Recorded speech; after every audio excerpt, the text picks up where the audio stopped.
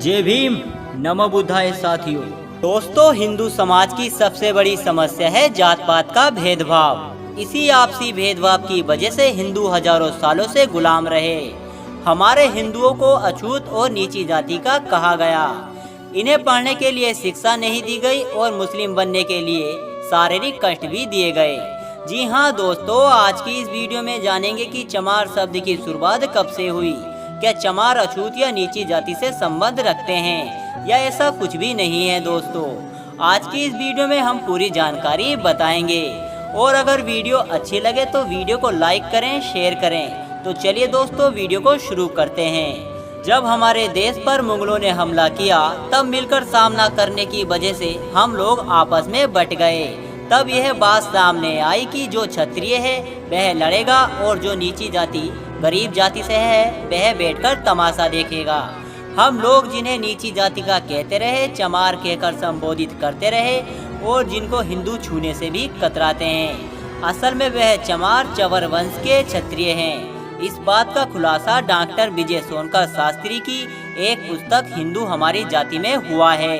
इतना ही नहीं, महाभारत अनुशासन पर्व में इस वंश का उल्लेख मिलता है। जब भारत पर तुर्कियों का शासन हुआ करता था तो उस समय चमार कहकर पुकारे जाने वाले इस वंश का भी भारत के पश्चिम भाग पर शासन था और इस वंश के राजा चवरसेन थे। आज के समय में जिनको चमार बुलाया जाता है और पुराने इतिहास में इनका कहीं भी उल्लेख नहीं मिलता। प्राचीन काल में इस शब्द को नहीं पाया गया और न ही इस नाम की कोई जाति थी। चमार शब्द का प्रयोग सबसे पहले सिकंदर लोदी ने किया था। मुस्लिम लोग जब हिंदुओं पर दबाव डाल रहे थे और हिंदुओं पर अत्याचार कर रहे थे तब चमार कहलाने वाले इन्हीं लोगों ने मुस्लिमों को करारा जवाब दिया था और उनके खिलाफ आवाज उठाई थी। और इन लोगों को दबाने के लिए, नीच बनने के लिए सिकंदर लोदी ने इनके चमड़े को काम में धकेल दिया और इन लोगों को अपमान करने के लिए पहली बार चमार शब्द का प्रयोग करके गाली दी। इस जाति के गुरु संत रैदास थे जिन्होंने सारी दुनिया के सामने लड़ाई में मुल्ला सदना फकीर को हरा दिया। मुल्ला सदना फकीर रैदास से हार मानकर उनकी भक्ति में लीन होकर हिंदू बन गए और अपना नाम रामदास रख लिया।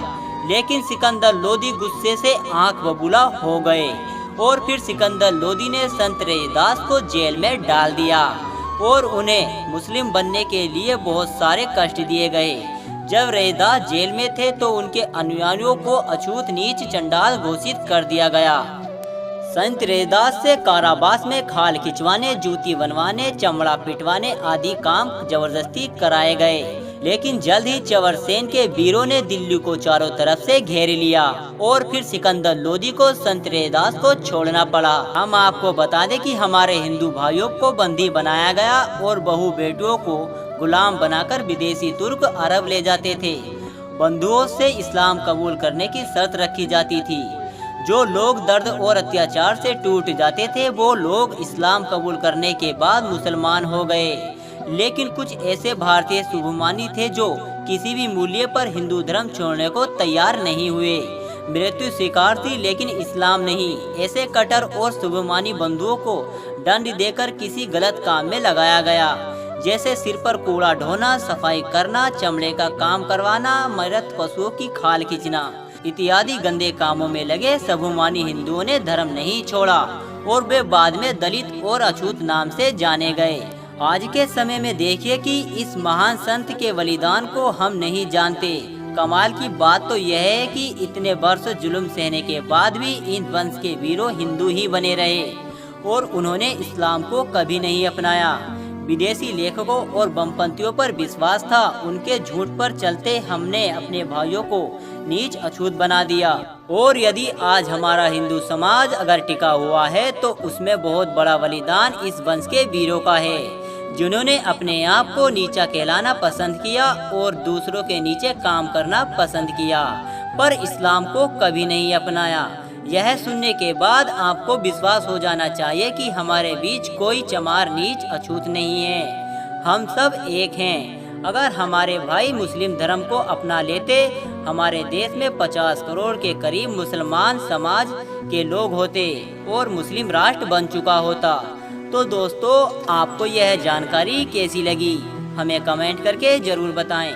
जय भीम, जय भारत।